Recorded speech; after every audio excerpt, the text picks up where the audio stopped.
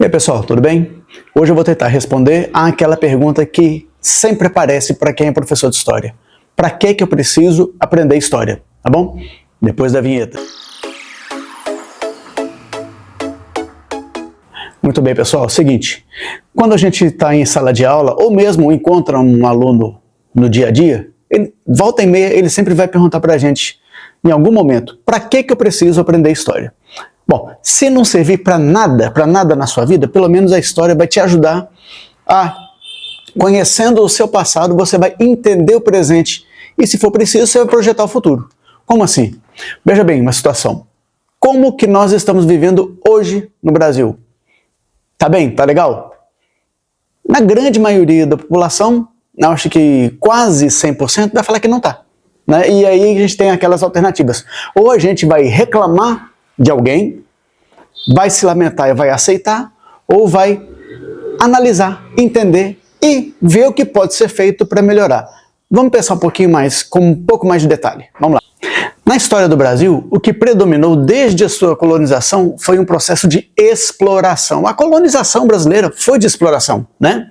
Nessa situação, qual que era a preocupação, o interesse dos nossos colonizadores, no caso Portugal? Encontrar riqueza. Encontrar riqueza, levar para Lisboa, levar para Portugal, e a colônia que se vire, que se dane, né? Nessa situação, quem vivia aqui não tinha nenhuma permissão sequer para poder desenvolver o mínimo que fosse. Diante disso, se você considerar que mesmo assim o Brasil colônia experimentou algum tipo de evolução, você vai entender que essa evolução ela se deu através do improviso, do jeitinho, do tapa, né? Veja o que eu falei aqui, jeitinho. O jeitinho brasileiro não é algo novo, nem nunca foi. Desde o Brasil colônia, o brasileiro está ambientado no jeitinho. Bom, nós temos mais de 300 anos, mais de 3 séculos de período colonial. E aproximadamente 200 anos de Brasil independente. Então a gente tem mais tempo de Brasil colônia do que tempo de Brasil independente. E mesmo Brasil colônia e Brasil independente, o improviso, o jeitinho sempre foi a nossa ferramenta, a nossa arma, né? Só que nesse jeitinho, nesse improviso, também abriu-se um grande espaço, infelizmente, para práticas de corrupção. E não pensem que a corrupção é uma coisa que vai ser resultado de um processo que desviou bilhões dos que desviou bilhões dos cofres públicos. Não, nada disso. A corrupção está presente, claro, nesses episódios, obviamente, mas também está presente quando você pede para um amigo seu que está na fila comprar alguma coisa para você, quando você fura a fila, né? Quando você para numa vaga que não seria permitida para você, uma vaga para deficientes, por exemplo, para idosos, e você acha que a mágica de ligar o alerta do seu carro te dá essa liberdade. Não é assim, né? Bom, mas o que acontece? Corrupção por corrupção, o brasileiro sempre esteve sujeito a ela. E sabe aquela máxima do cavalo, que o Leandro Carnal fala com muita propriedade? Aquela questão de que um cavalo que nunca viu um arreio, quando começa a sofrer, a ser arriado e a ser dominado, né, a ser domado, ele vai resistir bravamente no início. Mas, conforme vai acontecendo repetidas vezes ao longo de vários dias, ele acaba se acostumando, né? E quando você tem um potrinho que desde o seu nascimento, ele foi condicionado a estar vivenciando a realidade do arreio, ele vai sempre aceitar o arreio, ele vai ser sempre condicionado. Então nós, enquanto Brasil colônia, enquanto Brasil império, Brasil repúblicas, nós sempre vivemos numa situação em que o nosso desenvolvimento autônomo, consistente, independentemente do governante, independentemente mesmo, tá? Sempre nos foi tolhido, sempre nos foi proibido, tá? Então tudo que nós conquistamos na vida, no nosso Brasil, foi à custa de muito suor, muito sofrimento e mesmo apesar dos governos. Então, pessoal, essa é a realidade brasileira. Agora, não significa que ela tem que continuar sendo a realidade brasileira.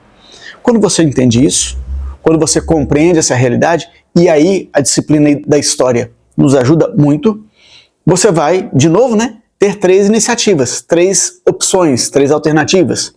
Você vai perceber isso, se acomodar, chorar, coitadinho de mim, ninguém me ajuda, ninguém me ama, ninguém me quer, ou você vai entender isso e vai culpar alguém, né? Normalmente não vai culpar a si mesmo, vai culpar, no caso, o preferido, né? É culpar o governo, né? Claro, tem a sua culpa também, mas nós também temos, afinal de contas, nós colocamos o governo que está nos governando, independentemente do período da nossa história. Então, se o governo é ruim, culpa nossa também.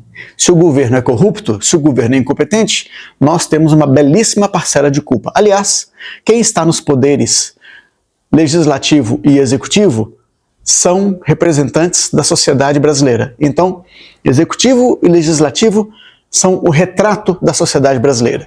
Então, cabe a nós fazermos uma autocrítica severa, mudarmos a nossa chavinha, né?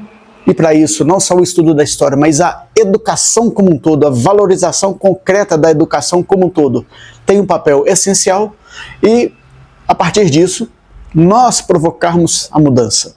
Obviamente, vai ser uma mudança que nós não veremos resultado, nossos filhos talvez não vejam, nossos netos muito menos, mas devemos plantar a semente. Quem vai colher? Nossos bisnetos, tataranetos, não importa. A semente tem que ser lançada e lançada de forma consistente. Ok, pessoal? Espero ter respondido essa pergunta, né? Para que estudar história?